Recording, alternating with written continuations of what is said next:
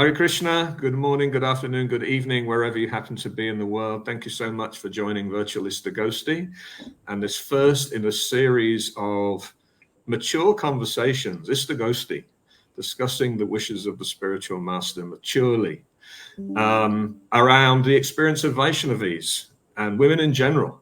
The distinction I'm making there is a Vaishnavi has already taken up Krishna consciousness, and a woman in general might be someone who's thinking about it. And, how favorable is our rhetoric, our dealings, the settings that we have to encourage that adoption of faith and adoption of practice, and also for those who've been involved for years and might be disheartened or discouraged by some of the environmental settings and rhetoric and so on. So I'm joined today, and this will be the first of a series. Lots of devotees want to participate. But today we have Garuda Prabhu and Rambaru Prabhu, two devotees that are Srila Prabhupada's disciples. I've had the good fortune to know them for some years, and I'm really excited that they've given up time to join us because I know they have very insightful thoughts on these discussions today. Someone might go, well, how come there's all these blokes on a conversation about Vaishnavis? To me, it's not a Vaishnavi only matter of concern. I actually think any follower of Srila Prabhupada should be concerned about the settings for at least 50% of the population. And I think it's important for Vaishnavis to know they have allies who aren't simps or savages. So, enough words from me. Let me ask Garuda Prabhu and Rambaru Prabhu to introduce themselves for those who might not know them. Well, I would say ladies first. Ladies first. Thank you. That's my training. That's the way my parents trained me. Thank you. Well, I am Rambaru Brinkman, Prabhupada disciple since over 50 years. I am the director and founder of Karuna Care Education, a nonprofit organization that educates and supports people emotionally and spiritually through spiritual care and emotional wellness. And I'm the director of St. Camilla Center for Spiritual Care, which is a chaplain training program for professional chaplains in Los Angeles. Thank you. Good. Great. My name is Garuda Das. Yes, Prabhupada's disciple for over 50 years as well. I was the first disciple to enter back into the academic arena to establish Vaishnava studies as a field of knowledge. The BI was being constructed at the time. I was part of that with Swarup Damodar, Madhava, Siddhaputa, Rupanuga, Ravindra Swarup. But most of these devotees already had their doctorates or were just completing their doctorates.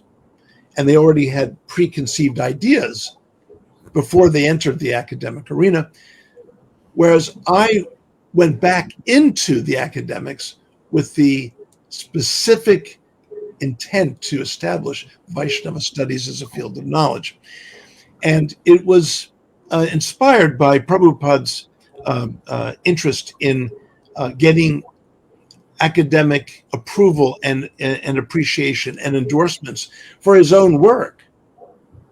So I said, well, why don't we have someone inside that can do that and influence the outside? So Prabhupada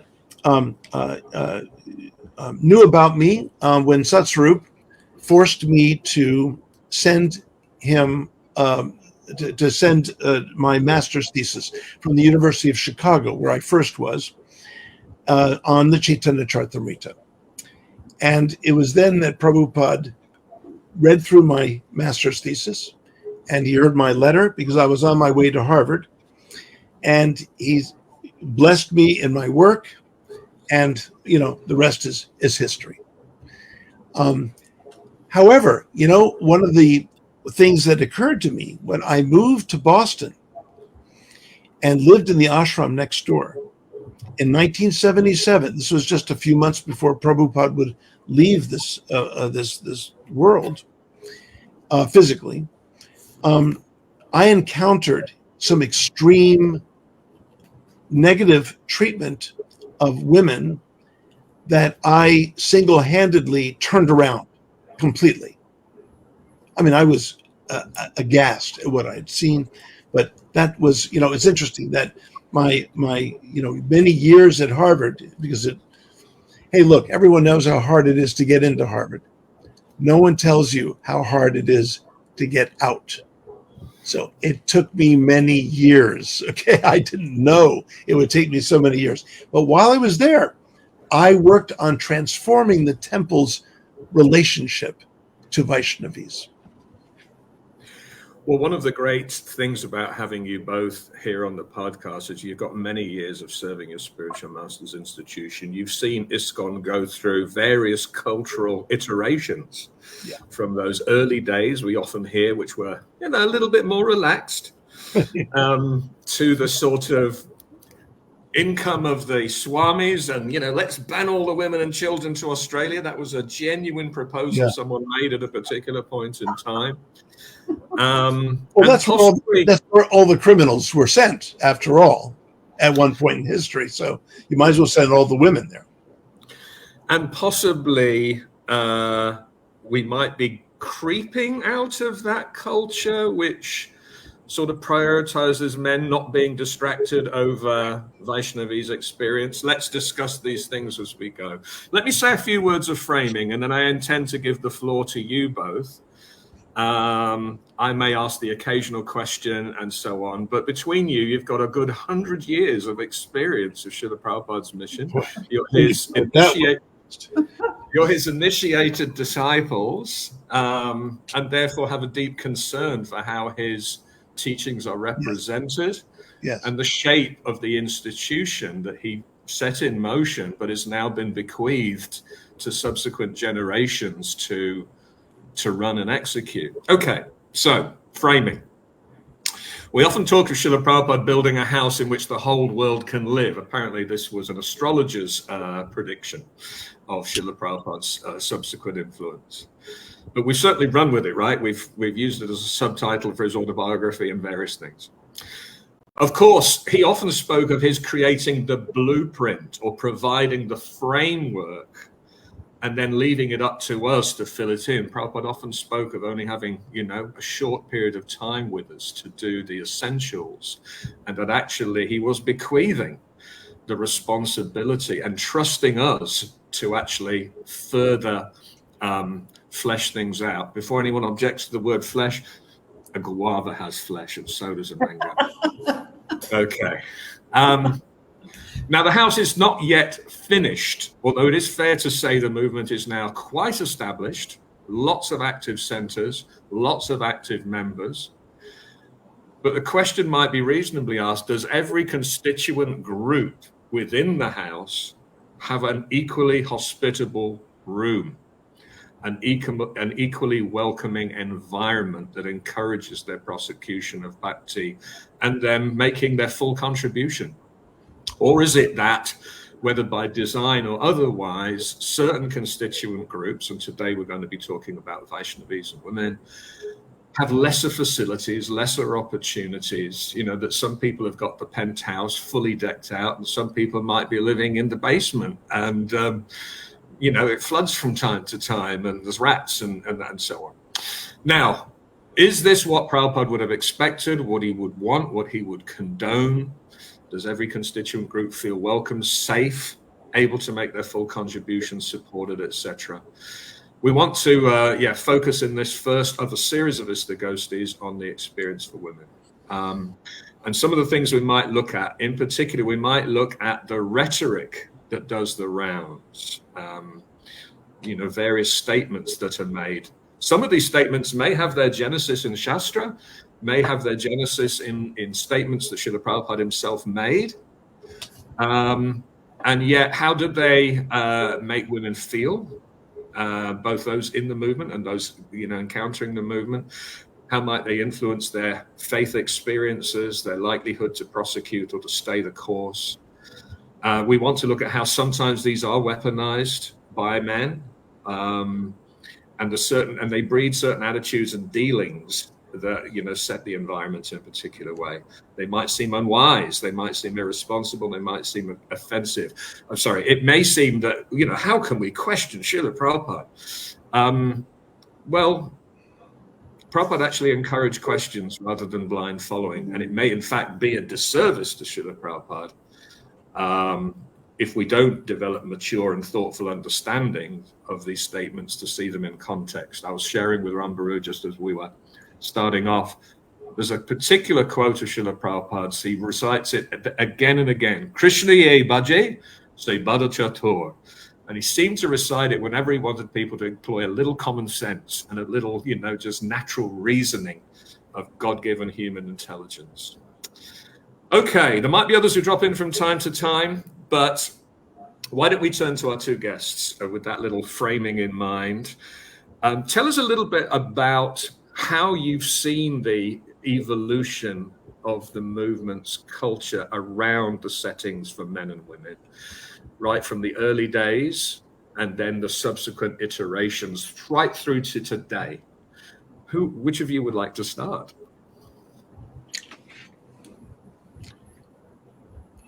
Rambaru, I would really be interested in hearing from you. And, but here's why, Rambaru, because you know, you're with this topic, you're right on the ground. I mean, you're someone who has experienced the attitudes of others toward women, and I don't mean just men toward women, but women towards women and their roles and their place in Krishna Bhakti. And honestly, I would like to hear that first before I would even make any comments. You are my senior, and so I also want to defer to you in that regard. So, thank you. Well, I mean, as far as history, I remember my experience coming into the movement and being completely shocked that there were so many things that I wasn't allowed to do or say. I mean, we had to cover ourselves like, you know, a burqa and safety pins everywhere. And the idea that I should be ashamed of my body because I'm a woman. Okay, what year was that, Rambaru? 1974 is when I actually joined, you know, was initiated, but I was there about a year before that. But it was in Germany, you know, and so there was kind of this ethos of women should be seen and not heard. You know, women are the temptresses. It's all women's fault that men have sexual issues, you know, that they are, you know, they're not have out of control. It's just because of you. Your hair is particularly erotic and seductive, so you better cover your hair. Well, a chaste woman never has her hair. All these things that are definitely shastric. And we tried like anything because we trusted Srila Prabhupada to follow the rules. We tried like that. And from my personal experience, I didn't know until, 30, 40 years later, I didn't understand that I myself, because of trauma from before I joined the movement, various inappropriate behaviors that I engaged in, even sexual trauma myself, that it ended up in all that internalized, repeated message that you are not worthy, you are stupid, you're 9 times more lusty, women shouldn't be preaching, they're meant to be always assisting, all of those things, and they should serve every man like they're a representative of God. It internalized after 35 years of that. When I moved into the training of chaplaincy, my supervisors identified that as religious trauma. You know, this message that you hear again and again is traumatizing, that you're just absolutely not worthy. So what I've learned since that time, working with women a lot, is that 1 in 3 women have childhood sexual trauma on board, you know, and that is not an easy thing to overcome. It's just, it changes your life permanently. Yeah. So what I see now is you have an undercurrent of women trying to follow the party line, and behind they just like, you know, it actually makes the men in our movement, or the how do you say, the controllers, look really ignorant. Yeah. You know, new people coming in who are forward thinking and are trying to get beyond their conditioning. They're highly articulate. I'm here at New Govardhan, and I'm working with new people who have an extensive yoga training. We're working on, you know, becoming beyond the body. And then they come into the inner circle of Krishna consciousness, and they're like, wow, you guys how is it? You talk about unconditional love. You don't seem to be able to act that way. You know, your behavior belies, and the ethos is not consistent with the thing you're preaching. So then it makes intelligent people go, maybe not so much. Let's find another organization that actually practices what it preaches. That's kind of my experience. Yeah. I might ask you a follow-up question or two before passing to Garuda Rambaruprabhu. So, you know, 74 till now, that's 50 years. Wow. Okay. So, I mean, have things got better? Invariably, we're going to bump into the external world and, you know, run into those impressions. Have we successfully adapted? Are we adapting quick enough? Some may even argue, oh, well, you know, Vedic culture is going to be at odds with modern day culture. Why should we take modern day values and let them? So I'm just wondering what your view is. Are we naturally evolving at a reasonable rate? Are we hopelessly slow? What's your experience? Yeah, I think we're a little bit slow in the sense that we don't openly or make it part of our program to invite and train and empower women to, for example, give classes. I give classes, you know, in the temple, but you may have one or two. It's almost like you have to be in the movement 50 years before you're invited to give a class. In Prabhupada's day, you didn't even have to be initiated. Prabhupada just wanted people to talk Krishna Katha. And so he would throw you the mic and say, talk. On Janmashtami, you had to say something, whether you were initiated or not. The whole idea is to remember Krishna. And what I see with our young ladies, well, you have to jump this hoop and that hoop and that hoop to be good enough to be invited. And nobody wants to see a woman up there because she's anyway so seductive and attractive, and it will agitate everybody's mind in the audience, which is kind of a misnomer, but that's kind of the unspoken reality. And it's very telling when you have one woman of 100 women and they're not invited to share their realizations. So, and there are rules around that. I mean, the real rule, so much so that the women themselves, if you say you should be giving class, even women who are Brahmin initiated, they will go, oh no, I don't, you know, because they've never had to practice. If you don't ever have an opportunity, you never practice. And so if somebody asks you to sit down and speak, you won't, because since 30 years, you haven't thought you would ever do that. It's very disempowering. So I'm thinking women need to have opportunities to practice, if not in the public forum, at least that should be part of the education and formation of a Vaishnavi. That this is a real thing. Apologies. It's worth observing as well that although there will be many other guests that will appear on this series of podcasts, quite a few of the ladies that I reached out to and invited felt very wary about putting themselves in the firing line. Right. And the worry that there would be, you know, hateful comments and retributions and these kind of things. So, yeah, let that say what it says. Garuda Prabhu, same questions to you. You've got 50 years or more of experience looking at Srila Prabhupada's mission and its evolution. How do you observe the settings around inviting Vaishnavis' full contribution, women's full contribution? Well, I don't know, Damodarji, you may regret inviting me on this in this discussion, because I cannot tell you how utterly embarrassed I am for Prabhupada's movement that women have been so mistreated. I have seen it directly right in front of me so many times. I've had to correct it so many times. Even with my previous wife, who is no longer a Krishna Bhakta. She was initiated by Prabhupada twice, but she left. We had our own problems, that notwithstanding, that's fine. But, someone, just because they leave a marriage doesn't mean that they have to leave Krishna Bhakti. I can understand someone leaving me. Look at this. This is not something you want to stay with. But Krishna Bhakti is beautiful.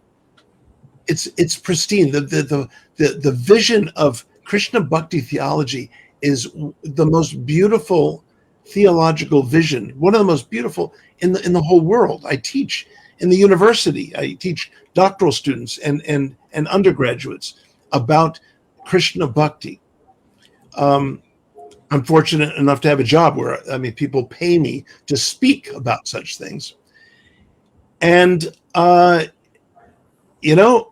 I look at the movement, which is supposed to be a body of practitioners who embody and are to exemplify the very vision of Krishna Bhakti theology, I have to say I am extremely disappointed.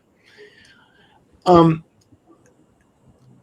it seems to have gone to extremes. So, back in the early days, so I came in 1972, and I was not exposed to much where I was. Damodar, the 26th 2nd Avenue, Damodar, in Washington, D.C., we had such a beautiful arrangement. The women are on one side, the men are on the other side, and we all chanted Mangala Arti together. And it was just beautiful. I was actually sheltered from this for my first few years. I didn't really see much of this. But then later, I saw it coming in toward the end of Prabhupada's life with us here. And I was appalled by it. My previous wife, I think that was one of the extremely deterring factors of her even considering to continue on in Krishna Bhakti, because of the way she was mistreated by temple presidents, sannyasis coming in, literally spitting on the path as she was walking past them. This is criminal behavior when it comes to Krishna Bhakti. It's abhorrent. And I made it a point to stand up for Vaisnavis wherever I went. I never, ever allowed anything, even in a passing comment in a Bhagavatam class, if I heard anything that discouraged Vaisnavis, I would speak up and correct it. So I'm kind of bold, and maybe I'm using my sort of male position to undo the male position. You take a thorn out with a thorn. So I'm a bit of a thorn in the side of many devotees with this issue. We have sannyasis to this day who are, can be preaching this, but you don't hear much about it anymore, because suddenly these sannyasis find that women are very valuable to them. So suddenly you've got the sannyas ashram transgressing principles that Prabhupada himself exemplified. Prabhupada never had a female secretary. Never had a female. He was very, very sort of conservative and straightforward. I'm in the renounced ashram. I'm speaking from the renounced ashram. And, you have to understand Prabhupada's rhetoric in his books as a renounced male, who was, speaking from that ashram. And that's perfectly respectable and expected. But you've got sannyasis now who travel with their women secretaries who, it's pretty much a wife without the responsibility and the respect. And I just can't believe what I see. I just can't believe what I see. Honestly, Damodar, I am, and let me speak to a very good point that Rambaru Mata, she just made a statement which speaks so powerfully to me, which I've been contemplating for years, which is when you compromise the life of Krishna Bhakti, because of someone's sex, bodily sex identification, or even gender orientation, when you limit Krishna Bhakti by that, or frankly by anything else, it's no longer Krishna Bhakti. It's something else. So what's happened is the absolute power and precision and beauty of the grace that comes through Krishna Bhakti is no longer functioning, but something lesser. Maybe some Hindu social order factions are coming up, and so on. Anyway, I have so much more to say about this, but I'll let it come out naturally as we go along. No, thank you, and certainly your passion, and I don't mean Rajagoon, your passion, your excitement is absolutely welcome, and I think necessary. So let me ask, building on actually that last point, and I'll ask Rambaru to come in on this one. Prabhupada often quoted from Narad Pancharatra, Sarvopadi Vinirmuktam, Tatparadvaina Nirmalam, and so on. The idea that Krishna consciousness transcends upadis. We could argue that Lord Chaitanya in particular said, you know what, you're all unqualified, and so I'm not going to focus this purely on, Brahmin men. Krishna consciousness is for everybody regardless. I'm even going to make a Mohammedan, the Namacharya, and so on. And yet, maybe we've made so much of upadis in our society that in fact it encumbers, as you say, the very transmission of bhakti, or certainly inhibits many people's ability to fully participate.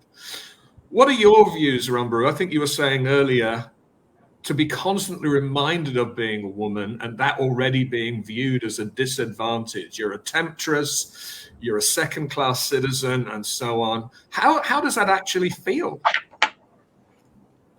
Well, it's insulting for a start. It's very insulting to be judged based on one's bodily presentation, especially if you're at the same time saying you are not the body.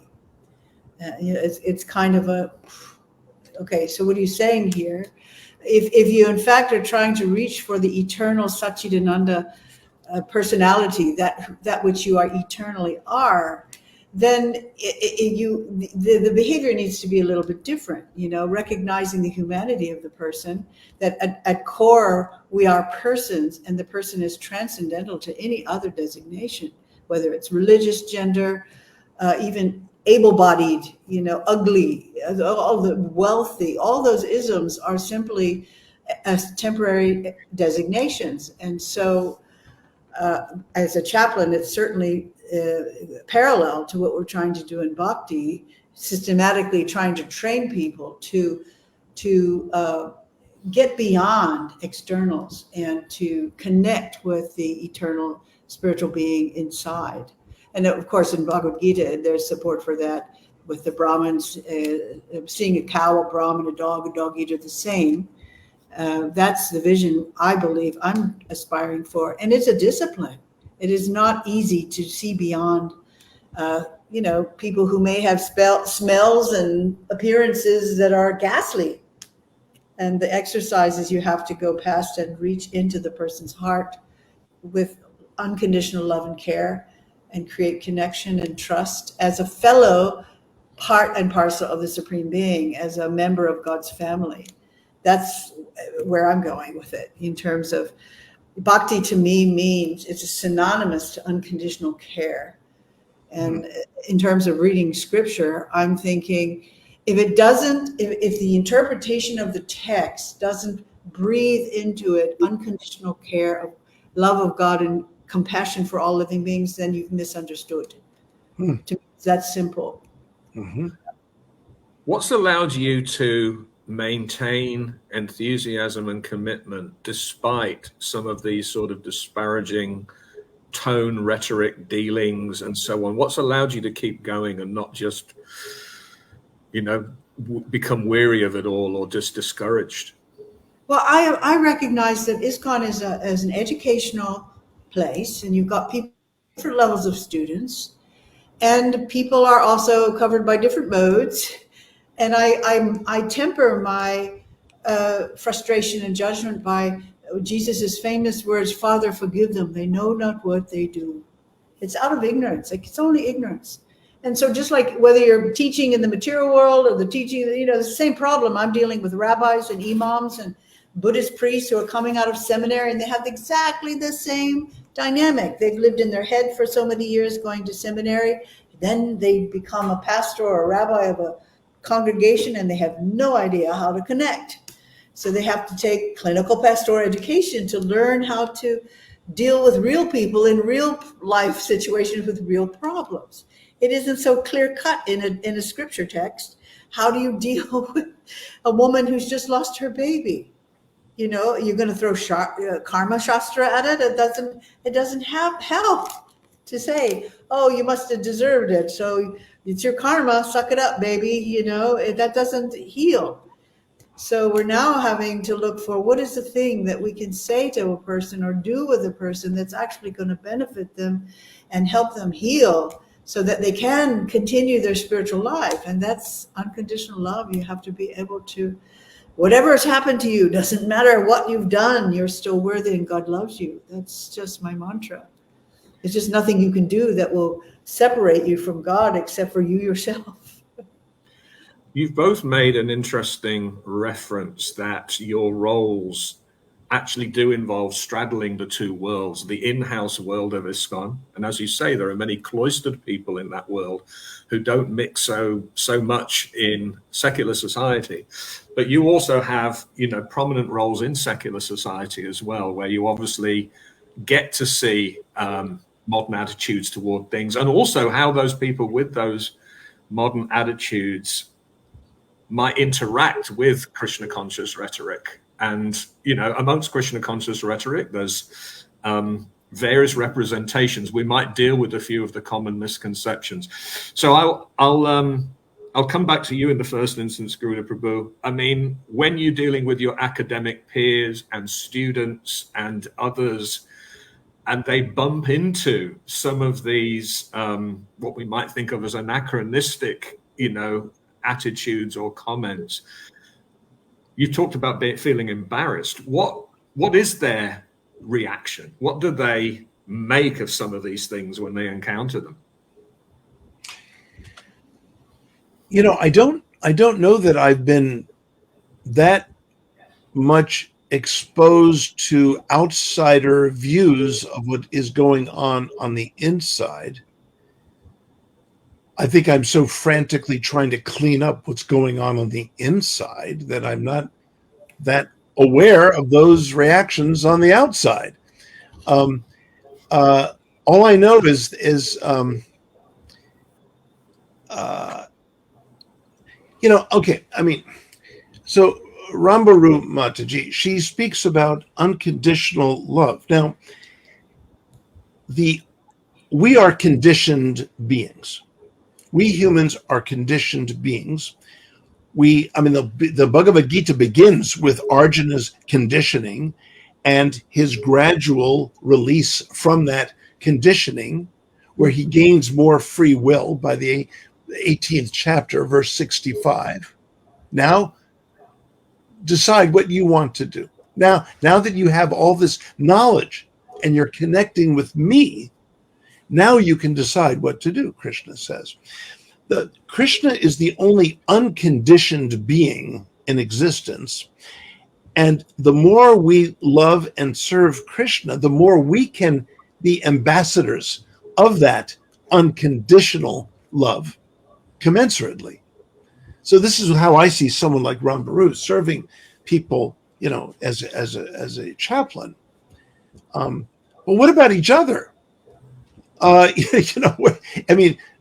Charity begins at home.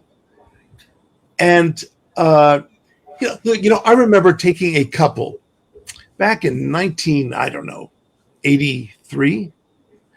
I was still studying at Harvard, finishing my doctorate, but then a colleague of mine, a peer, a student who just finished his doctorate at Harvard, remembered me. He remembered that I was a Bhakta, Krishna Bhakta, and he invited me down to the University of Connecticut to his class where he was teaching. He was teaching about 150 students, and it was quite a wide, So the husband and the wife that drove me down, they cooked at prasadam for everyone, and we just had a wonderful time. It was wonderful. When we left, it was a 2-hour drive, by the way, back up to Boston. So the wife, I won't mention name, but she's a dear friend to this day, and these are Prabhupada disciples. She sort of wistfully said, I would love to give class, like that. I like you do, Garuda. I said, so what's stopping you? She said, oh, come on. I'm a woman. I'm not able to give class. I said, well, don't say that here. Not in front of me.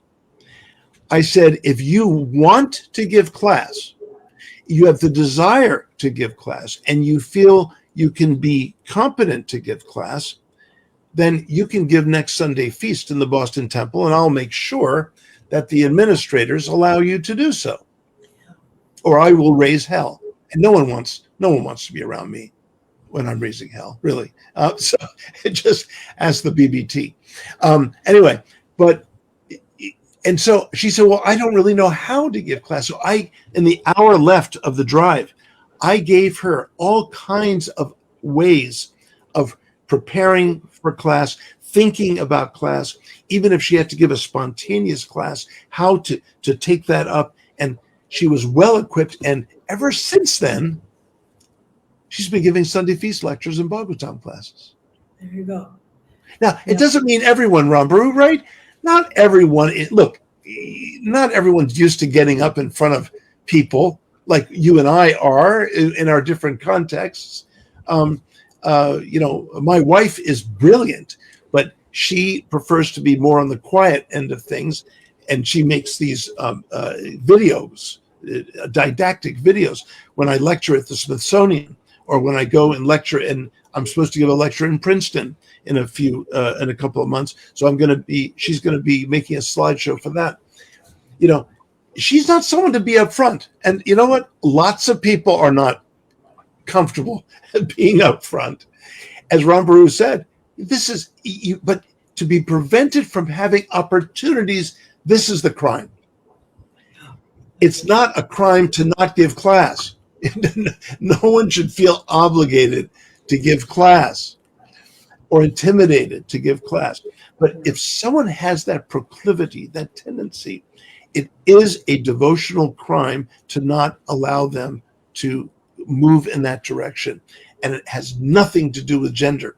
And again, as soon as you limit Krishna Bhakti Seva, you are eclipsing the absolute power of bhakti and the divine grace that comes through. Well, and any skill, and particularly public speaking, which is a terrifying prospect for many people, yeah, it is something one needs an opportunity to practice. One actually doesn't know whether or not without practice one will become an accomplished speaker. And one needs to be able to do that practice confident of being in an environment of support. Yeah. Now, if you know right from the outset that some people are rooting for you to fail or ready to just jump on, or, self-fulfilling prophecy, I knew these women were less intelligent, whatever it may be, then that is a hostile environment, hostile to someone's developing an ability to contribute to their full capacity. Srila Prabhupada definitely said, in the matter of preaching Krishna consciousness, these girls, as he would call his female disciples, have as much, capacity as the boys, in my view. So this was it's right in the Chaitanya Charitamrita in a purport. It's right there. And can I just immediately assert something here, that my dear sister Vishaka, okay, we're old friends in Yadabaro. I mean, we're like family.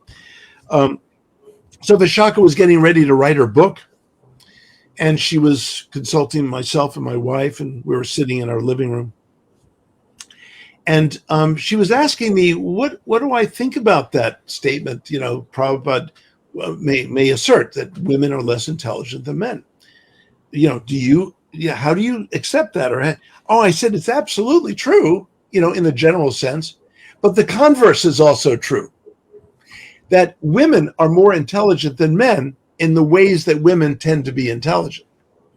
So now that you don't hear very much or at all, except from moi, but I assert it boldly that men are more intelligent than women in the ways that men tend to be intelligent. Again, these are generalizations, but with the converse of that is also true. She said, well, Garuda, I mean, how do you prove that? I said, I can prove it right now with the Bhagavad Gita. Buddhi is spoken of generally throughout the Gita, which Prabhupada translates as intelligence. But when the qualities of the feminine are mentioned, and it was at 10:35 or something like that. Anyway, the word for the one of the qualities is intelligence, but the word buddhi is not used. The word medha is used, and that's a different kind of intelligence. And we should engage both kinds of intelligences for presenting Krishna Bhakti. So you could take the exact same topic or theme and ask Rambaru to present it. And then you could ask a Garuda to present it. And you will get different angles of vision here because of our perspectives and experiences, either as a woman or as a man. And there's nothing wrong with that. So there are differences, but again, Prabhupada is speaking from a very strict and renounced sannyas order, unlike our sannyasis today. Many of them, I don't want to throw them all into that category, but they're keeping, women and wives and in their own ways, without the marriage, all the privileges of marriage without the responsibility of the marriage. So my point is that women are as intelligent as men are in their own ways. And that has to be promoted, that idea. So she even put it in her book. Well, I would definitely sorry, Rampara, please jump in. I just want to piggyback on what Garuda has said and the way I have understood this or come to understand what you just said there. Yeah. Men tend to be more cognitive. That's my experience. And women tend to be more emotionally accessible and emotionally connected. And part of that's our nature we nurture. We have a great, credible ability to be sensitive and nurturing because we make kids, we raise children. And what I've found in my Karuna care as I train and work with women and men, I have more women than men, but women are really good at this in terms of being compassionate and nurturing. And we really miss out in the movement in terms of we think women are meant to just have babies, saris babies, and bangles. No. But what I'm finding is that having spiritual babies and nurturing them, it's not about physical babies necessarily, because we do have women who never have marriage or children, but they're really good at empathizing because they can feel what another person is feeling. Men, not so much. So when I have my men students, it is like straightening a pig's tail to get them to say, I feel, and after that, have a feeling word. Usually it's I feel like, and you're back to the head. We're describing something, we're reporting something. That's really true. Most men I know, they don't have an emotional vocabulary, which already puts them at a handicap. That's right. Work I do. They're handicapped. And they don't, and they need a woman in their life in order to nurture or nourish that emotional dormant part of themselves to feel whole. Yeah. And isn't it a pity when we have male and female inside of each of us? Women need to do a little more cultivation of their male side, and men could do a really good job if they would start to develop those feminine qualities. And I think that's what it is, isn't it? Bhakti is about finding your feminine, Absolutely. And that's not feminism. It's just that we have these two natures inside, and we reach for the opposite gender in order to complete us. When we become self-realized, we don't need to reach for someone external because we're self-satisfied. We have those two parts married inside. Nice. Yes, that's why it takes a woman and a man to raise a human. Both intelligences are required for that. Now, I have, disciples. Okay, I'm not authorized by ISKCON. The GBC accept me, but they don't know what to do with me. They don't accept that I'm not. Anyway, that's a mess, and so on. But you know what's really amazing is my wife. My disciples will go to my wife over me at times, Sure. because they know they will get a certain angle. Because she is the epitome of motherhood. I mean, she really is. And she mothers them, and I father them. And together we are so much more effective. I've got Shiksha disciples as well, coming from sannyas gurus who are just not getting nourished. They just do not feel it. I have those too. And they come to us. So there you go. Yes. Well, and I'm loving that you intuitively all got onto that, because I actually wanted to go through a particular set of understandings that are often broadcast. Yes. That I think are especially harmful. To Vaishnavi's experience, to Vaishnavi's ability to fully contribute, and obviously even to any, let's say, educated people that might now encounter the movement. It's not only that women would find these things off-putting, educated men would also go, really? Yeah. Really? Exactly. That's where you're at? So the women less intelligent thing is a really interesting one. And Srila Prabhupada almost seemed to be playful with provoking reporters around this kind of statement. Like, he was challenged and he did not back down. He even doubled down. Now, it's also worth saying, and I like the distinction you've made, Garuda Prabhu, about there being different kinds of intelligence, and Rambhara, you've said similarly. Yes, she agrees. There could be a semantics thing here about what Prabhupada even meant by intelligence. Right. Now, some of the examples, and again, I want to be extremely cautious. I am not saying this to cast any doubt on Srila Prabhupada, but rather for us to think clearly that we might not be helping him if we take some of these statements in a blunt fashion and don't actually apply much discernment or discrimination. So a couple of evidence Prabhupada would say, for instance, a woman's brain and a man's brain are of different volumes or weights. Now, he was quoting someone he fully believed at that time, Professor Urquhart, was a respected, reliable authority, but who actually proved not to be. That's a falsifiable claim. Right. And does that mean Prabhupada was wrong for even referencing an external authority? No, we reference external authorities all the time. If I say the Meteorological Society say it's going to rain today, does that make it wrong if their prediction was wrong, that I was, problematic for endorsing their view? Well, no, it's a reasonable thing to do. Prabhupada quoted Shakespeare. He quoted all kinds of secular authorities. Yes. The other one that I seem to recall is Prabhupada talking about there being no noteworthy scientific inventions or achievements of women. Again, this is a falsifiable statement, whether it's Marie Curie or Hedy Lamarr or the names of all, but the woman who discovered what the universe was actually made of in terms of substance, or the people who helped put the astronauts on the moon, or whatever. That's going to be a soundbite someone will remember. There's been lots of accomplished women. Again, I'd like to go back to you, Rambhara. What impact do you think that kind of rhetoric has?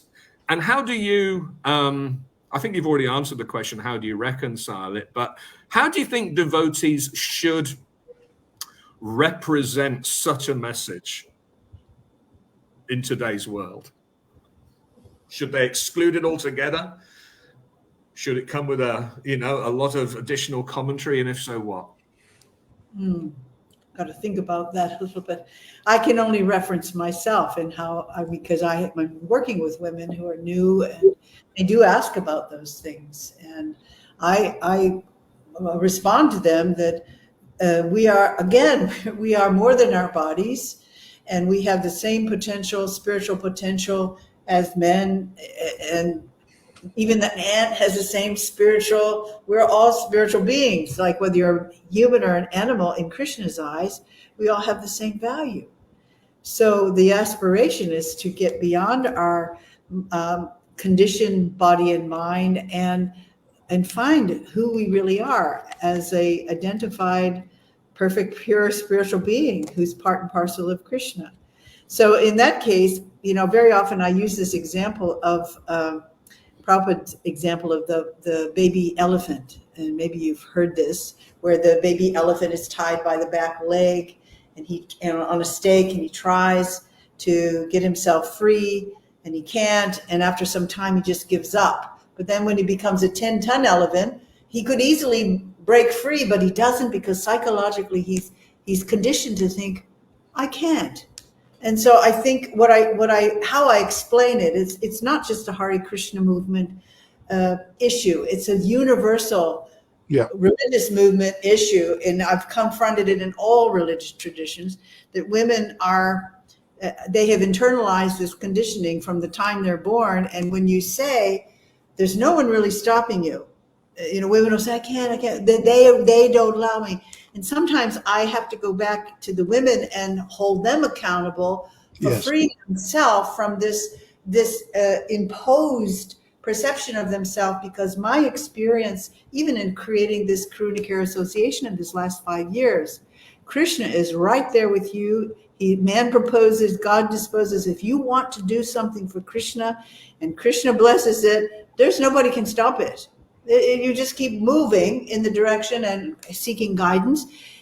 Just empower yourself and stop being a victim and move forward. No organization will stop you. If Krishna wants it, who can stop it? Yeah. So I do challenge women too, because women do hide behind that notion that they can't, or they're disempowered, or someone is oppressing them. No, you have internalized a message that's false, and you need to liberate yourself from that. And when you do, you can do anything. Yeah.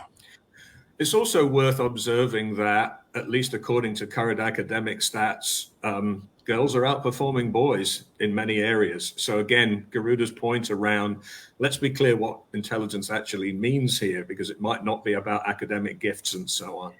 And I think if we took any kind of bell curve around, at one end, the stupidest man through the brainiest man, the stupidest woman through to the brainiest woman, by whatever, tricks, there would at least be a lot of overlap.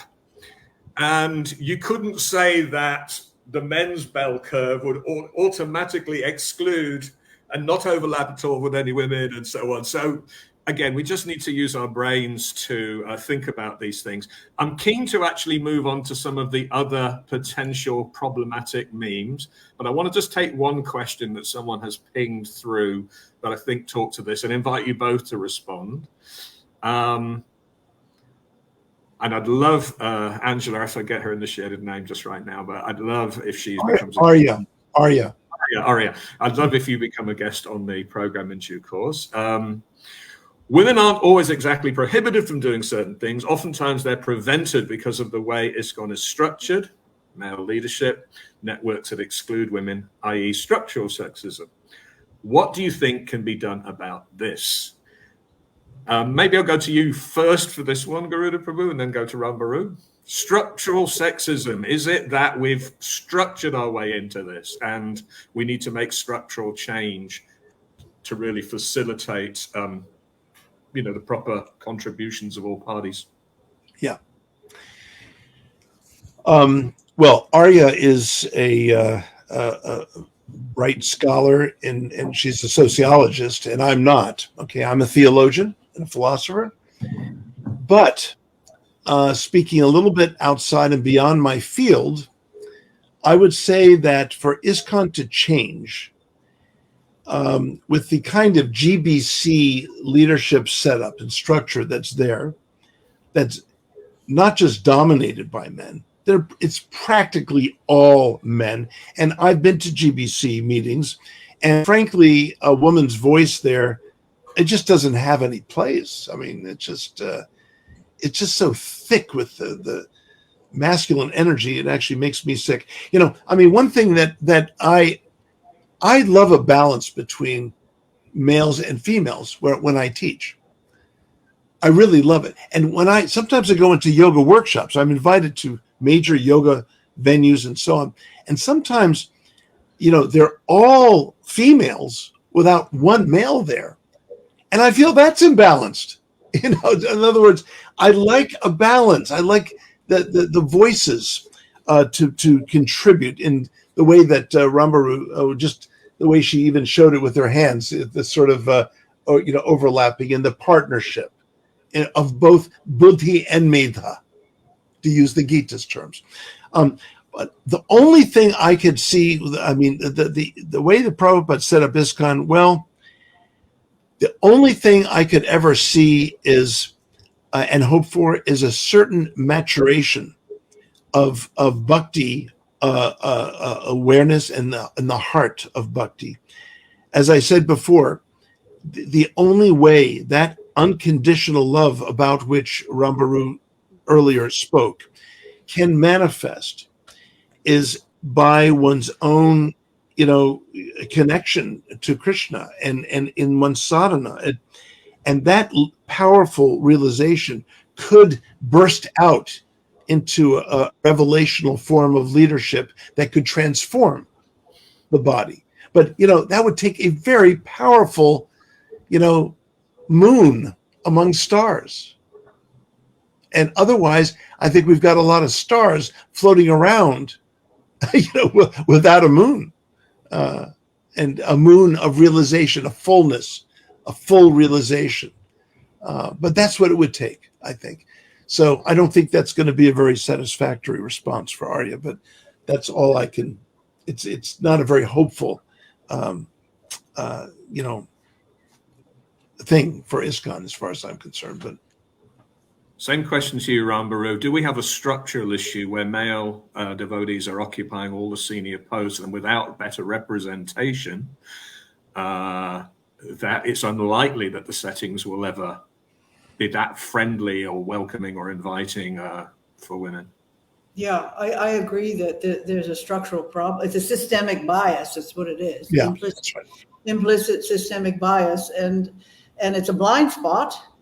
And it's one of the reasons why we have experienced abuse in our movement, and same like the Catholic Church, because you don't have women who are balancing that or giving their insights in terms of interpersonal connection, relationship, and misuse, abuse, and underuse of power. So I'm a grassroots person, and I know there have been folks who have all kinds of models. They've come with from the top down. I believe it has to be one heart at a time. That's where I'm working. We're changing people one heart at a time. You can change rules, you can change systems, but if you don't change hearts, things are not changing permanently. So the ethos and culture has to change, and it may mean doing what Srila Prabhupada did when he left the Gaudiya Math, seeing that I could not get traction. No one was listening. I had to create my own organization to model how it can be. And this is for me, Karuna Care Association. Yeah. The men who are coming into my camp, they're totally eager and desperately searching. How can I find my heart in body? Nice. I'm going to join. I'm going to join. All right. Next course coming up in 2 weeks. Yeah, that is a threat. That is a threat, Rambaru. Okay. Okay, good. My pleasure.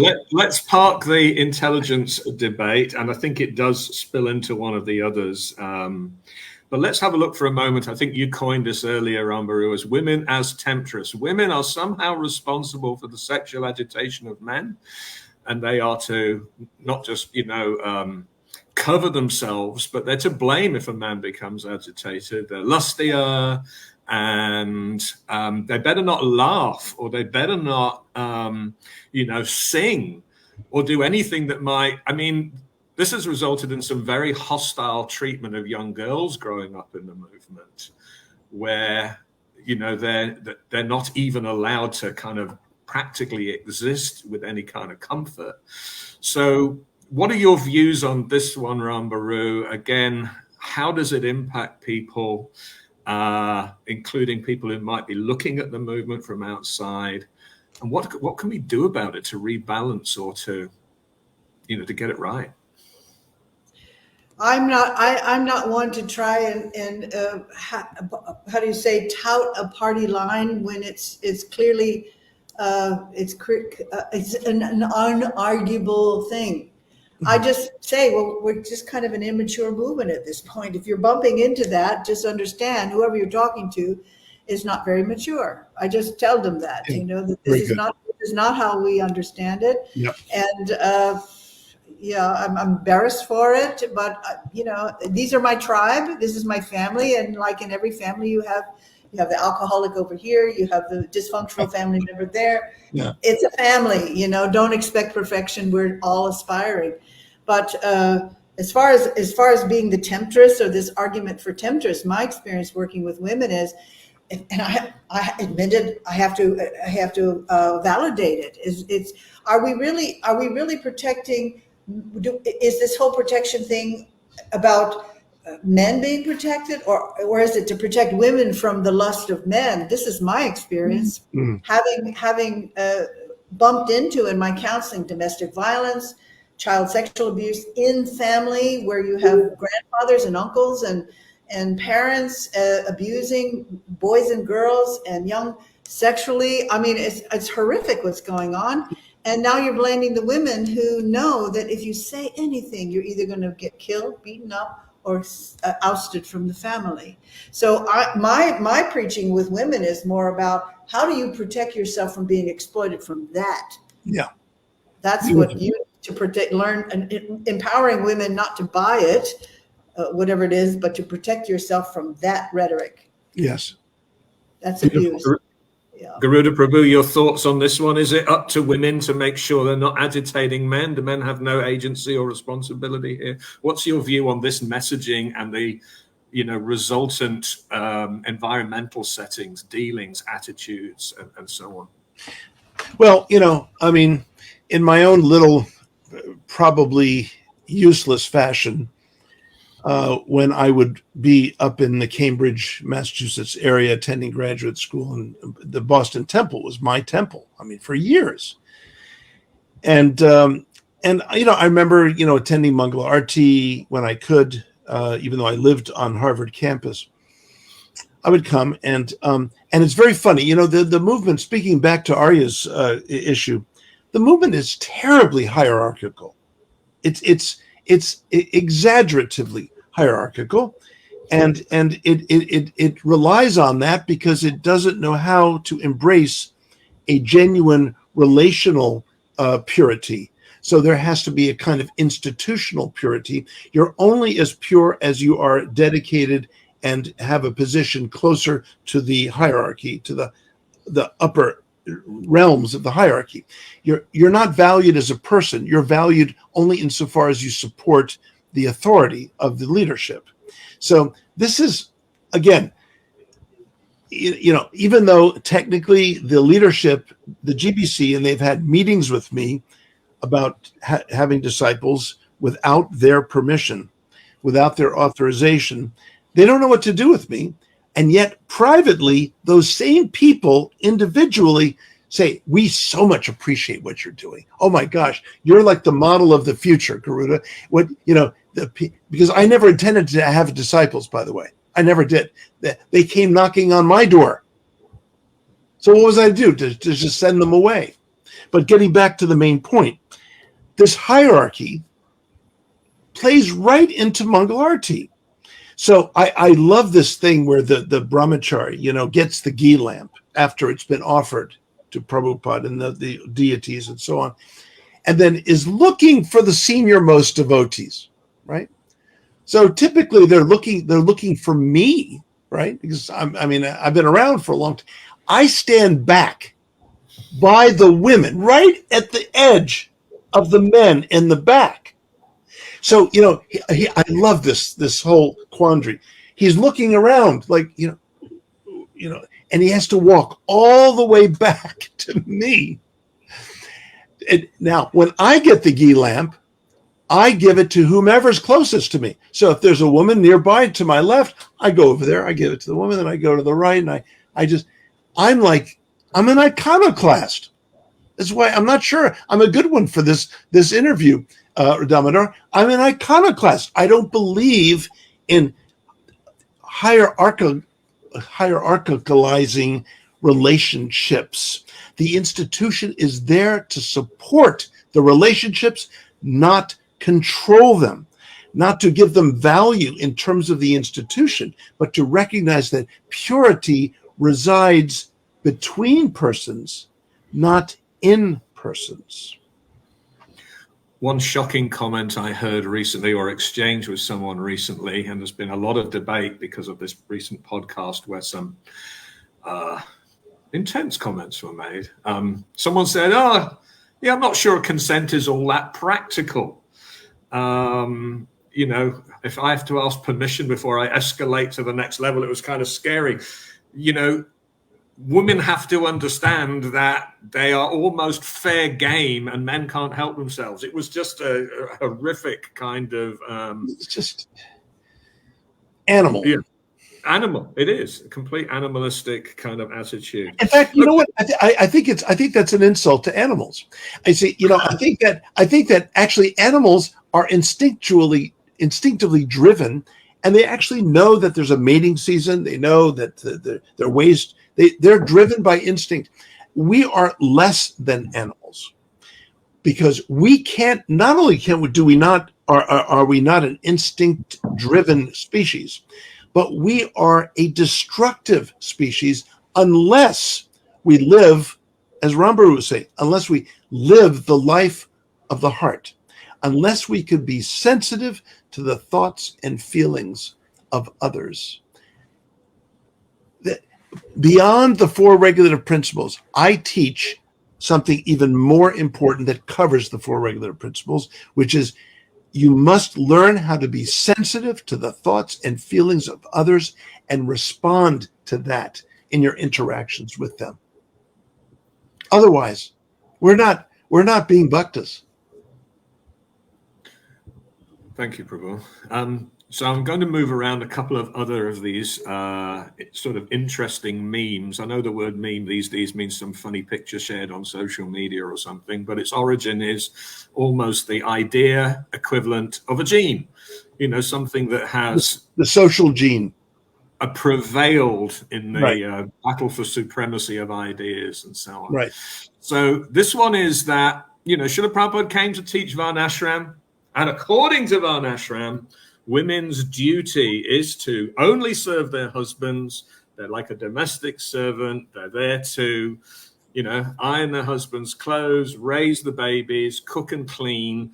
And they shouldn't be going out on Sankirtan or giving class. In fact, I've even heard devotees describe these things as unchaste.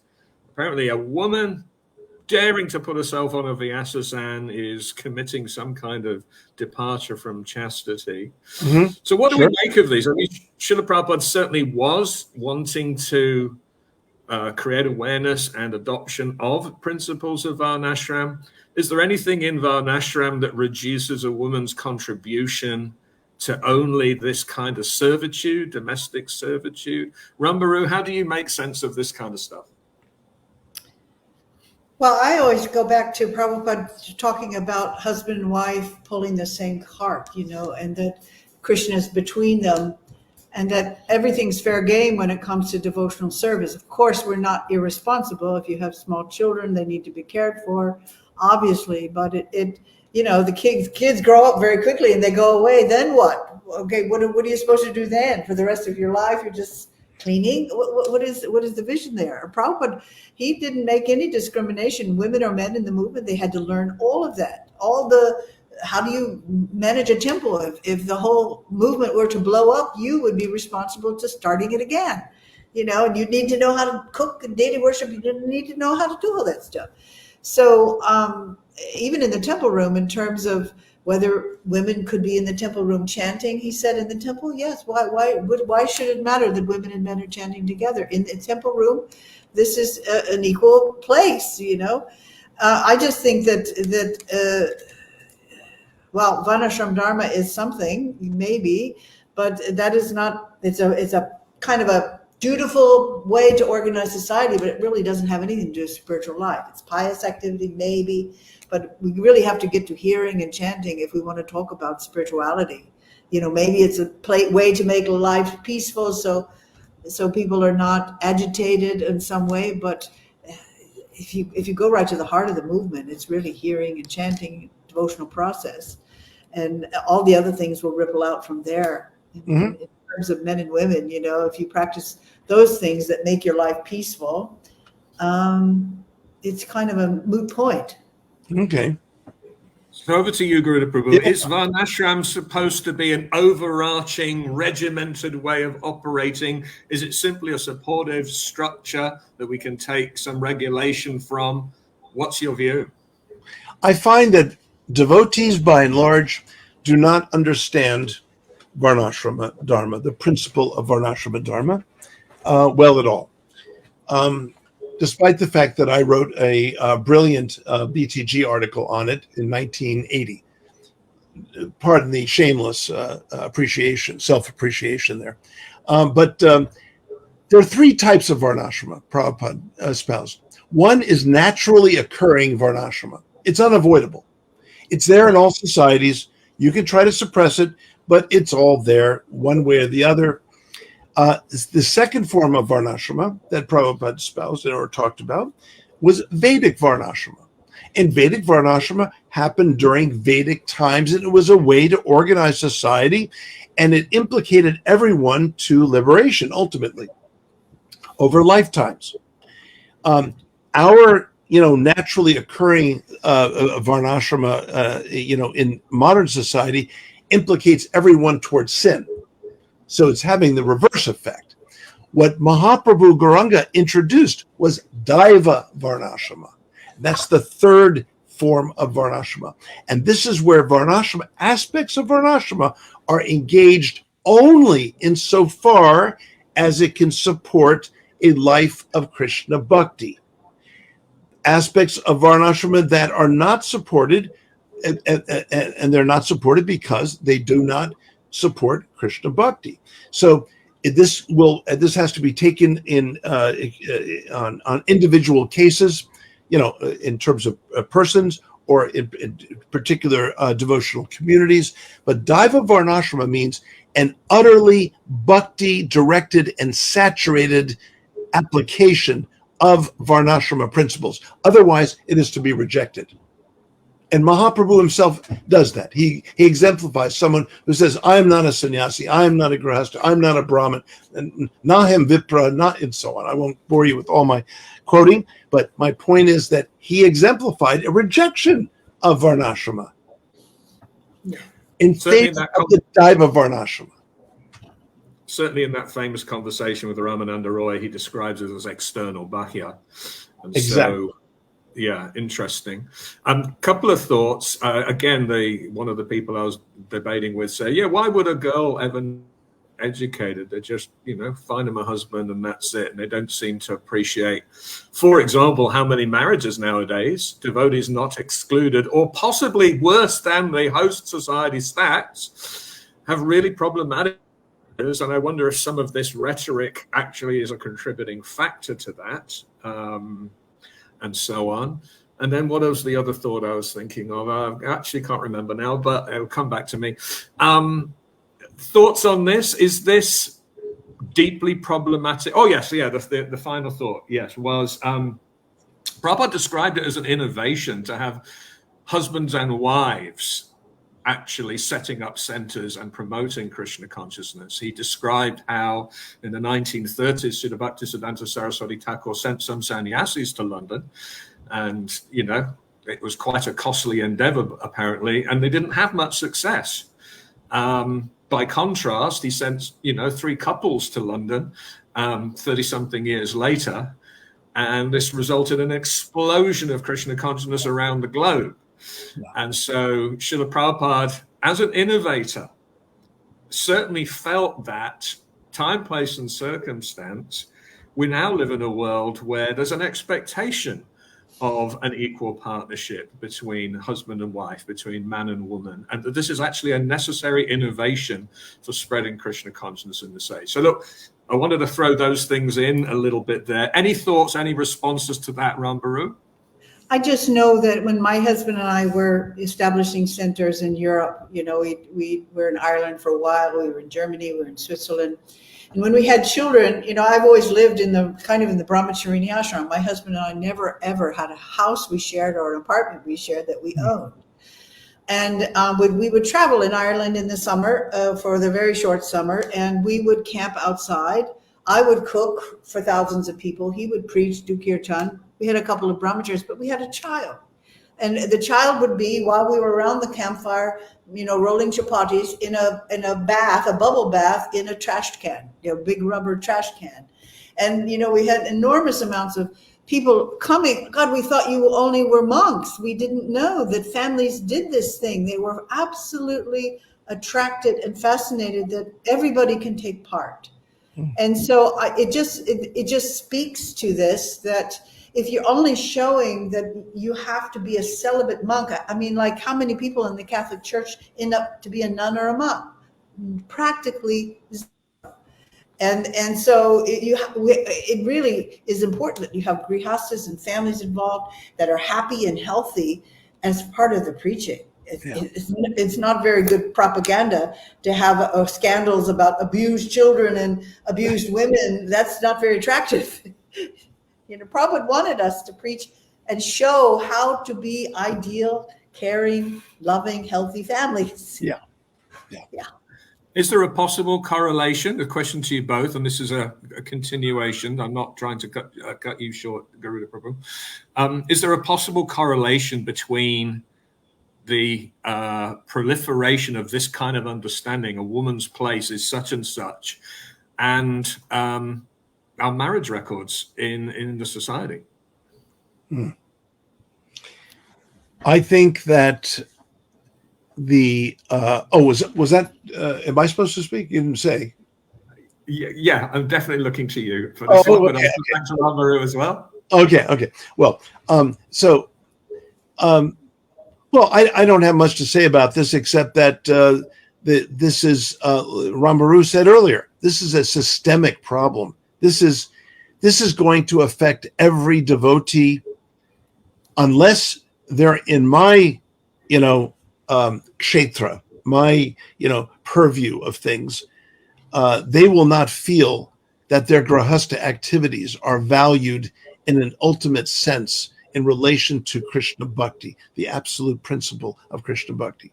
That's what we do here.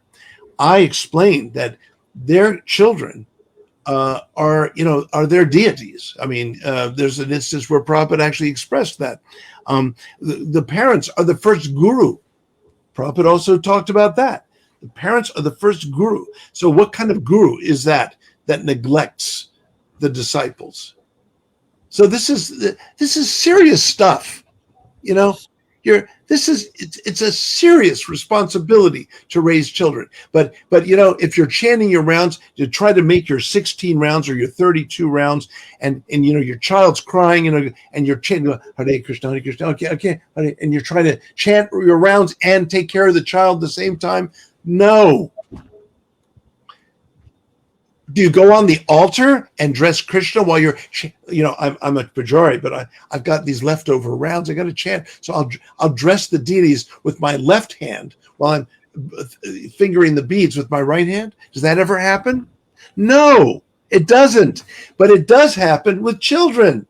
And again, the neglect of purity resides between persons. We're looking for it in the wrong place. We think purity resides in a person merely. Purity resides in a relationship. It's a relational manifestation is purity. Let me put it in the most obvious way. If Prabhupada had no relationship with Krishna, where would his purity be? He's not intrinsically pure. He's pure because of his relationship with Krishna. Are we pure in our relationships with other Vaishnavas, whether they be children or husbands or wives? Purity resides between persons. If that one principle could actually be realized and applied, all these problems would go away. Ramaru, Prabhu, anything to add?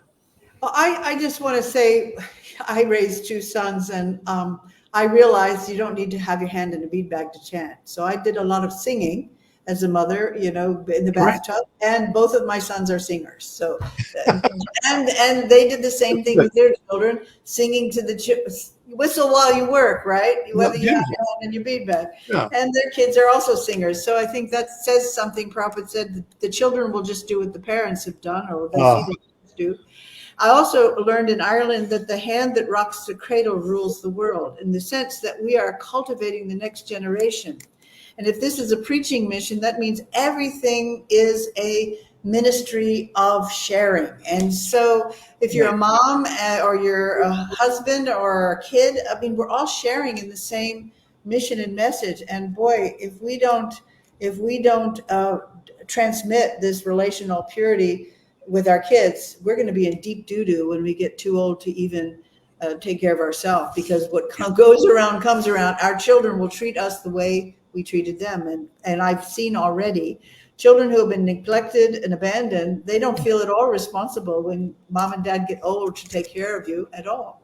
Yeah. You didn't take care of me when I needed you the most. Good luck with your life. Yeah. So socially, we are not creating a holistic, a healthy, sustainable community if we don't tend to all these departments. So there's one other area in terms of a very explosive quote that I want to get to, but I want to put a little bit of a bridge in between. And it was a question I might have, mentioned to you both prior. We talk a lot about time, place, and circumstance for preaching. And, the extent to which statements in Shastra or statements that Srila Prabhupada has made at different times are axiomatic truths, or whether they actually do deserve, a modern commentary or a different positioning or whatever it may be. So here's the question to you both. Were the Shastras and some of Srila Prabhupada's statements made in the 60s and 70s, was there an expectation that the messaging was primarily focused on severing men's excessive attachment to women?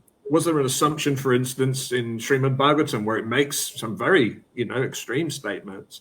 Was there an expectation that's probably going to be something a man is reading, as opposed to, people in the 2020s are going to be reading? And is there a need for us do we just take these things as axiomatic? Is any failure to do that some kind of offense to Prabhupada? So hopefully the intent of the question is reasonably clear. Rambaru, would you like to tackle that one first?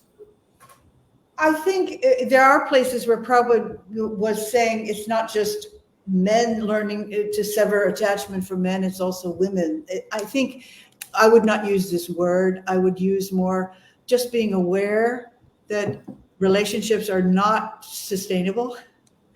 The men and men, whatever relationship you're in, they're transient. Marriage is transient. You get old, somebody dies, somebody gets cancer. In the end, we're by ourselves. And I think if the whole Bhagavatam was written and spoken for a man about to die, it's a really helpful meditation to know that, yes, you may have a relationship, you may love the person in your life, and be aware that they are very fragile. It's a fragile, not sustainable thing. And in that way, we can straddle this marginal, 1 foot in the spiritual realm, 1 foot in the material world. It doesn't mean we have to artificially renounce. It just means don't be surprised when it's gone tomorrow, and love while it's there. And when it's gone, you grieve, which is the flip side of love. And just be aware. I just think that's the thing as we age that has gotten me through the philosophy of non-permanence and old age, disease, and death, and that this is coming, to put things into perspective. It's really to put it in perspective. Just reloading the question a little, Garuda Prabhu. Is it heresy to kind of go back to some of these Shastric comments or some statements even by Srila Prabhupada and say, let's make sure we understand this in the modern context? We are a Bhashya tradition. We have teachers illuminating what Shastra is saying according to Desha Kala Patra, place, time, and circumstance. That's the whole point of Bhashya. This movement is writing books about this and that and the other, and memoirs. There is no commentary on Prabhupada's writings. We have missed the boat of what the tradition does. We're a Bhashya tradition. We've never stopped writing commentary until ISKCON came along. Now, I love the memoirs. Come on, who doesn't love the memoirs? Okay, and you hear about Prabhu. Who doesn't love? I'm not saying that shouldn't be there, but we're missing the point. I teach that the human condition is the impoverishment heart. It's all about the impoverishment of the heart.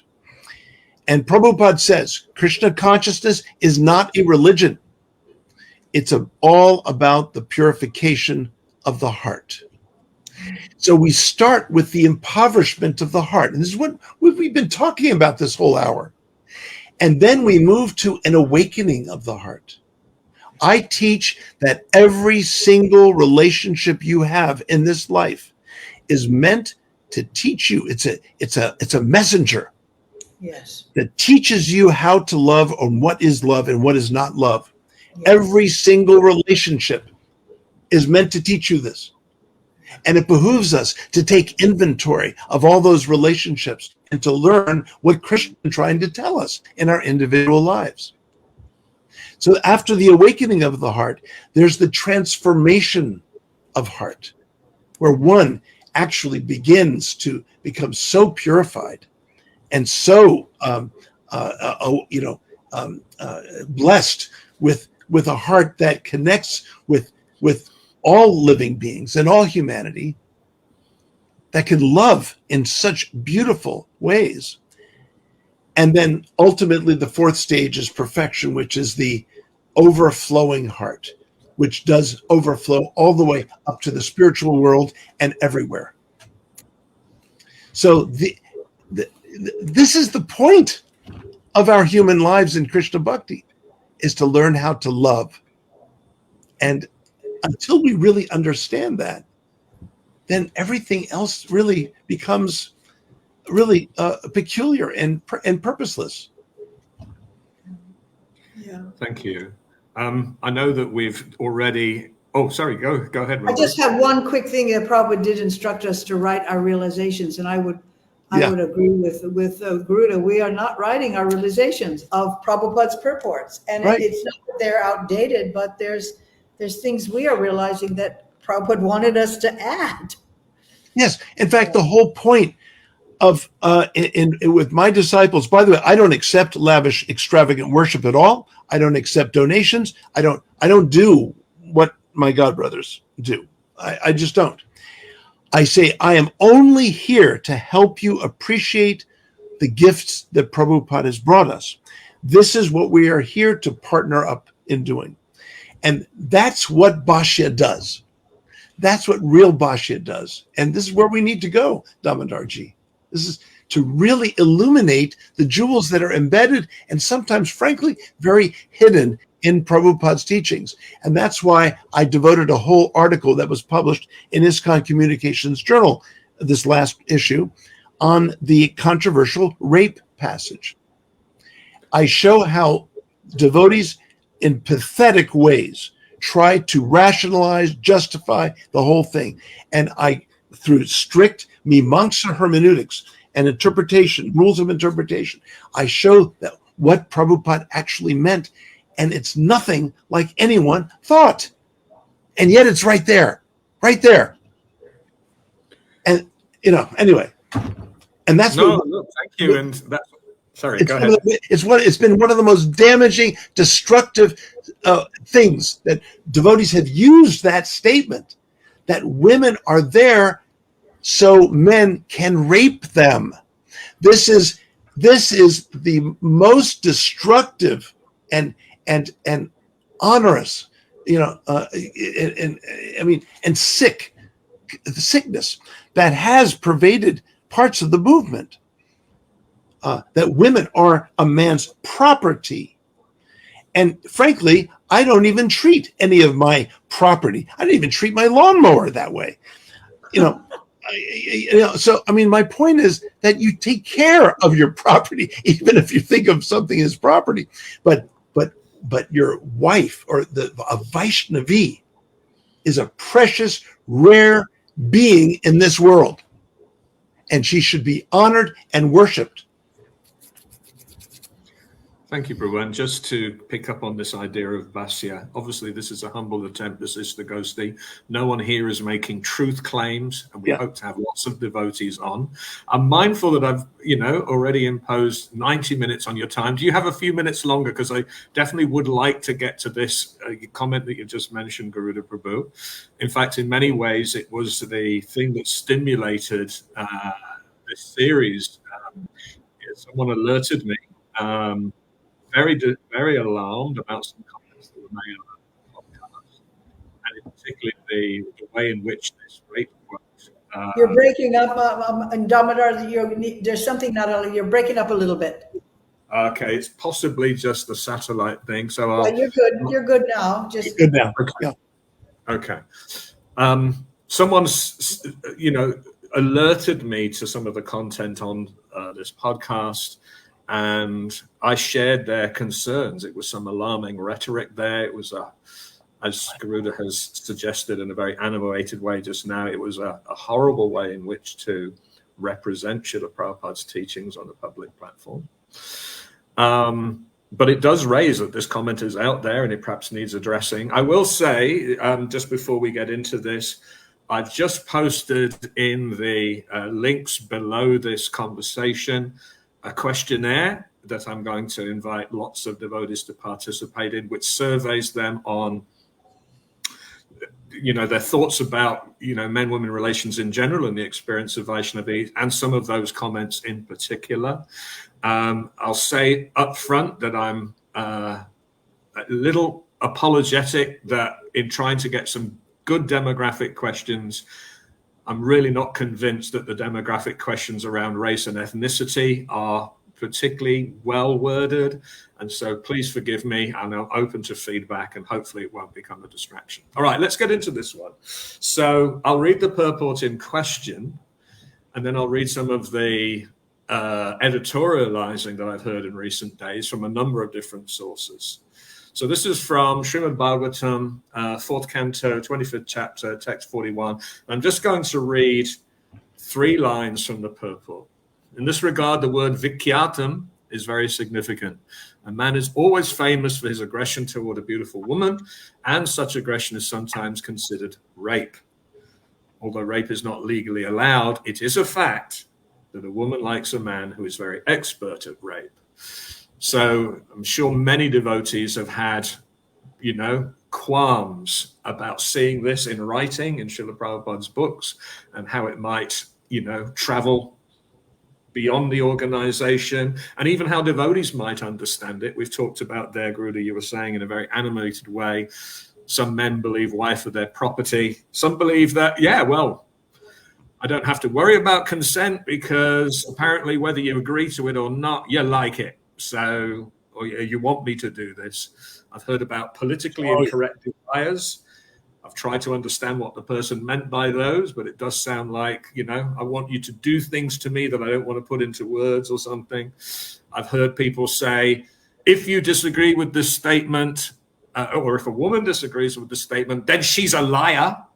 Mm-hmm. And that proves Prabhupada's point. Yeah. Anyway, so I've probably done enough of the setup. How do we help devotees and people in general who might be exposed to this comment understand it in a way that is, helpful to their development of bhakti? To you, maybe in the first instance, Rambaru. Yeah.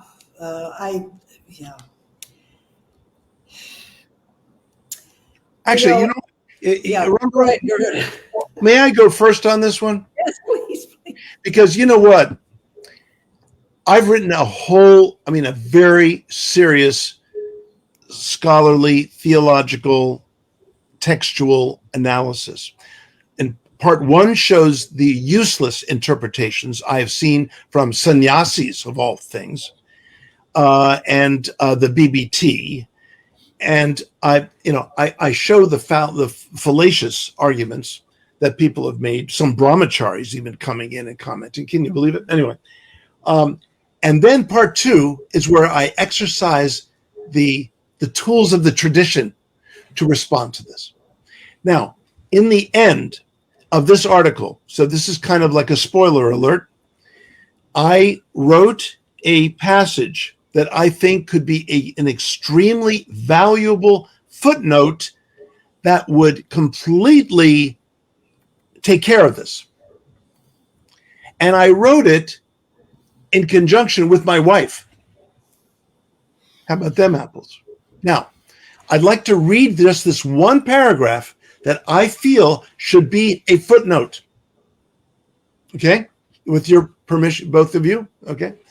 Here it is. In this passage, Prabhupada describes a devolved state of consciousness in which the romantic exchanges between people in this world can potentially turn disturbingly dark. Cautioning his readers, Prabhupada states that, factually, worldly relationships have the potential to move into the most destructive regions of lust, including sexual abuse in the form of rape. In this particular case, Prabhupada presents to us, in a nutshell, the unhealthy dynamics that characterize addictive exchanges, as he reveals in the last words of the previous purport, persons who are addicted to being sexually violated and persons who are addicted to sexually violating. Carrying forth his previous observation on sexual addiction, Prabhupada further illuminates how deeply damaging sexual addictions are by objectifying the participants, ruining any chance of cultivating a spiritual life. As Prabhupada's whole mission was intensely focused on how humanity can attain pure and perfect love, and on inspiring and teaching humanity to seek out and favor relationships that elevate consciousness into loving God. This demonstration of some of the darkest regions of human interactions acts as a reminder, especially in our addiction-prone cultures, of the important role vigilance plays in spiritual life. Thank you, Prabhu, and thank you for taking the time to even prepare, a footnote and an analysis, as you said, a textual analysis of that. And to be other devotees have also done so. I'd encourage people to not only read Garuda Prabhu's article in the ISKCON Communications Journal. We can perhaps post a link. I know Sudama has written an article on this. I know Urmila has written an article on this. And I quote them. I quote them in mine. Yeah, and it does behoove devotees to deal with something so inflammatory, with great care. I am a little worried that some of the comment thread might deteriorate into an argument about footnotes or an argument about the moon or whatever. But anyway, let's see how we go. Ram Baru Prabhu, what's your insight around how devotees might think about this statement, the dangers of it not being properly understood, and so on? Well, I very much appreciate Garuda's commentary. It really does. Point to what Prabhupada is speaking about, how devolved relationships can get. But there's other quotes of Prabhupada where he's saying women enjoy to be raped or, something like that. And as a person who is a bit of a behavioral sciences, I know that silence doesn't necessarily mean consent, in the sense that when in a sexual assault or even rape, the whole nervous system moves into self-preservation in terms of fight, flight, freeze, and appease. And so if you are being attacked through rape, a woman may be silent and freeze because that's the trauma response. It doesn't mean she likes it. It just means she doesn't know what to do. When you have someone who's overpowering, on top of you, maybe with a gun, maybe at knife point, these are all trauma responses. And often in a case like that, you're so numb, you forget the experience altogether. So when now the police come and try to prove that this happened, or you're complaining, you can't even remember what order and what exactly happened because you're so traumatized. I just want to throw that out there because Prabhupada in another purport, he's talking about how one lawyer, if in law, they tried to figure out whether it's consensual or whether it was really rape. He says if it's consensual, then it's not rape. But then he also makes a little caveat there about how, well, the body does, it's like, there's a physical response, and this is where the shame and the moral injury comes from with people who are rape victims, is when the body is stimulated in a certain way, even when against one's will, it's going to respond. And I think this is the glory of Lord Shiva, is that he was so transcendental, his body was so managed. But to say that women like being raped, I'm working with too many women who have been raped, and that their life has been completely ruined to the point where they are unable to have a trusting relationship with a man ever again. I would not say that it's true. I'm sorry. I just cannot say that women secretly love being raped. I think there's two different things. What you said are relating to a totally different context, in that yes, you can get that degraded where people are masochistically engaging in things like whipping each other with chains. I mean, you do have that very tamasic kind of sexual enjoyment. But sadomasochism. Yeah. But Ramaru, I don't know of any other statement that Prabhupada actually states that women, enjoy being raped. I don't think he says that anywhere. Or enjoy a man who's expert at rape or something. I have a that's the man who is very expert. Yeah, that's the quote that he read. It's only there in Canto 4, Chapter 20, whatever. That's the only passage where he actually states that. And of course, not only do women enjoy a man who's expert at rape, but it's obviously ideal if a man becomes expert at raping. I mean that's an expertise that every man should try to strive for, isn't it? Now, so the statement is so degrading. But what Prabhupada is talking about is a very low addictive level. He speaks about it in the previous purport. He sets up this purport as talking about addictions. And when you're talking about addictions, and you know this, Rambaru, from your pastoral care, that an addiction is something I have to satisfy, and I will use anyone or anything or any means to satisfy it.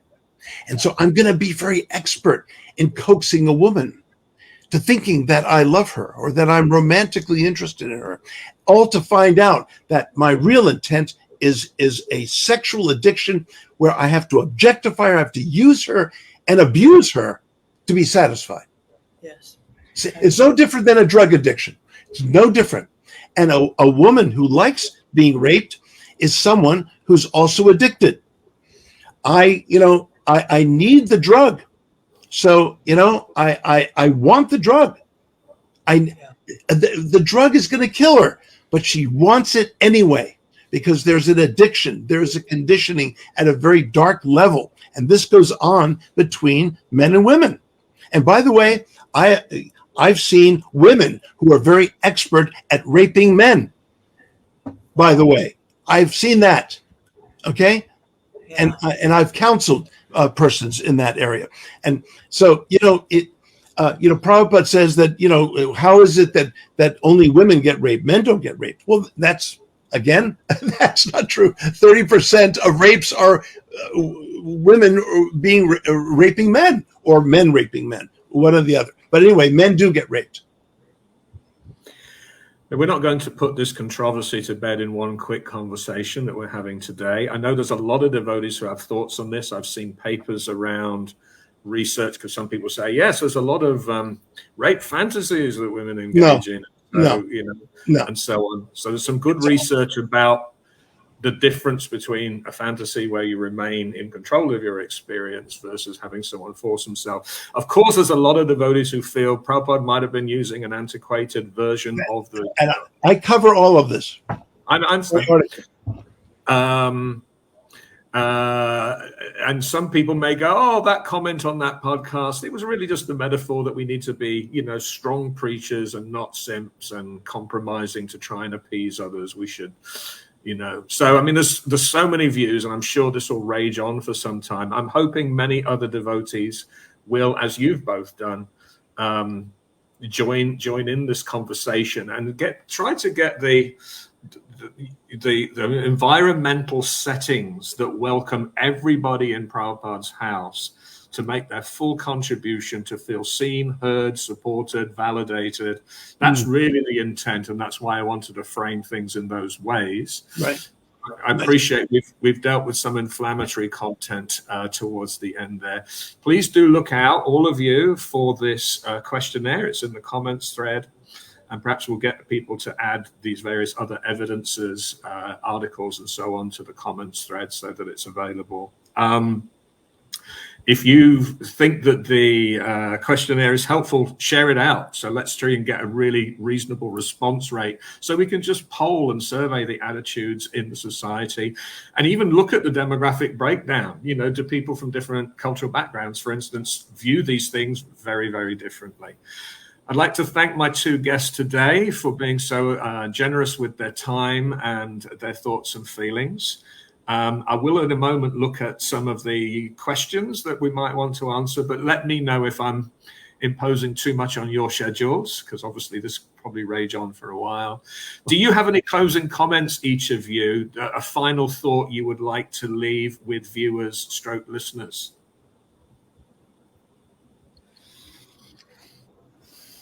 I would just say that this is my mantra. If it's not a compassionate care, it's not bhakti. Whatever interpretations you want to screw out of our philosophy, the purport has to be, how can we become more compassionate and caring people? Right on down to the 4 regulative principles. We follow them because we care not to harm others or ourselves. That's what I want to say. Thank you, Rambaru. And to you, Garuda Prabhu? I will go on record here by finishing with Prabhupada's words. To love means to be concerned for the other person's benefit. That is real love. I love you for your benefit. You love me for my benefit. If I so-called love you for my benefit, that is lust. In this material world, there cannot be love. It is not possible because the so-called love is for our own sense gratification. A young boy loves a young woman for his sense gratification, not for her sense gratification. Similarly, she also. In this material world, this cheating is going on. I want to satisfy my lusty desires, but it is going on in the name of love. Now, I have other quotes in my article that show that actually Prabhupada also says there is love in this world. In fact, love is ubiquitous. So you see, you have to rely on persons who specialize in understanding these things. Not everyone is an expert on Prabhupada says. This is the problem. Prabhupada is being used to undo Prabhupada too often. This is what a real teacher does. A real teacher, who's experienced and hopefully trained in some way, to be able to actually put together and synthesize Prabhupada's true teachings and what he really is teaching, and to pass that on. And it is, again, as Prabhupada said, this is not a religion. This is not an institution, not any of these things. It is a process. It is a practice. It's a way of life to purify the heart. And I appreciate so much what you're doing here, Damodarji. And I appreciate Rambaru's beautiful comments and contributions. Thank you. Well, a massive thank you to you both again for being so generous with your time. I've just been scanning the comments and questions. There are a couple in there I might bring forward, but I'll also do this as a last call for anyone watching that might have a question they've been holding on to. And of course, there may well be animated discussions when this gets posted on YouTube and over the next few days as other people catch up with the recording and so on. Here is a comment from Sanaka Rishi Prabhu. It doesn't all fit on the page, so I'm going to read it from the text as well. In fact, yes, I'm going to jump into where I can see the entire message. Or at least I thought I was. Here we go. Excuse me, it's taking me longer than I expected to locate the full message. In fact, I might have to abandon that prospect. I'm not sure. Maybe he made the comment on my personal wall. I'll just try. Apologies that I thought I had it teed up somewhere. Here we go. Let's have a quick look. Yeah. I cannot locate the full message, but he's essentially saying that he dismisses, he wants to distance himself, obviously. He doesn't believe the statement that a woman like a man who's very expert at raping them, that this actually reflects women at large. Thank you, Arya. Damodar earlier shared some statements by Srila Prabhupada that are demonstrably inaccurate, such as women's brain weighing half of that of men. My question is, how do we establish which statements by Prabhupada are simply inaccurate and which ones need clarifying? I read Guru Prabhu's article, but I feel, and I think I've just seen that, here we go. I feel he approached the controversial statement starting with a bias where he was looking to find a way to reconcile Prabhupada's statement. Consequently, he widened the net until he managed to find an explanation he felt was acceptable. I wonder if he considered his starting bias, and I wonder why we simply can't say either that we have no idea why Srila Prabhupada made this statement and what he really meant, or just simply acknowledge the statement is not representative of most women. So, I mean, you might like to respond to that. I realize it's sort of criticism on the fly or whatever. Mm-hmm. I think he's simply saying that he doesn't accept your proposed footnote and analysis as definitive. Oops, didn't mean to cut you out. I'm trying to multitask here. Yeah. There we go. There you are. Back over to you, Guru Prabhu. Any immediate response to Sanaka's comment there? Yeah, well, I would, I have a previous article about how to understand Prabhupada's teachings in general. And I divided Prabhupada's teachings as essential teachings of bhakti, supportive teachings of bhakti, and supplemental teachings of bhakti. These three levels. And one has to put such statements in the greater context of Prabhupada's theological assertions and in the gifts, the essential teachings of Krishna Bhakti. Now, I use what the Goswamis themselves used in interpreting statements in Shastra that are confusing. So if Sanaka Rishi has a better a system of interpreting Prabhupada's statement than the one I've used, then I will be his student. But until then, this is what I believe is very solid. Prabhupada is speaking something actually very valuable here that has been misapplied and has been, I've spoken to a woman who literally left the movement, left Prabhupada's shelter. She was a second generation, but left Prabhupada's shelter because of this statement. So I'm not trying to squeeze something out of Prabhupada's statement here artificially. I have evidence of what I'm saying here. It's the persons who try to say, well, Prabhupada's speaking with anachronistic language. Rape really means romantic pursuit.